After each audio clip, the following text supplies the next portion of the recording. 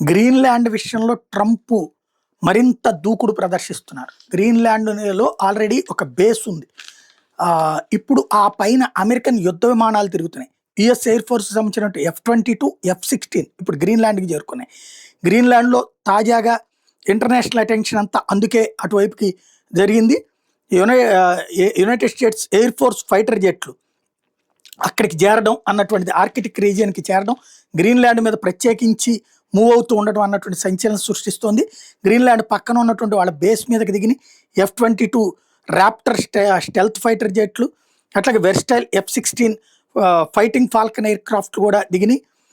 దీంతో America బలవంతంగానైనా ఆక్రమించుకోవడానికి ready అయింది అన్నటువంటిది ప్రపంచానికి అర్థమైంది. మరోవైపు అందుకనే యూరప్ దేశాలు, ఫ్రాన్స్ లాంటి వాళ్ళు నువ్వు తక్షణం అది గ్రీన్లాండ్ వదిలిపో అంటూ ట్రంప్కి లేఖలు రాస్తున్నటువంటి పరిస్థితి.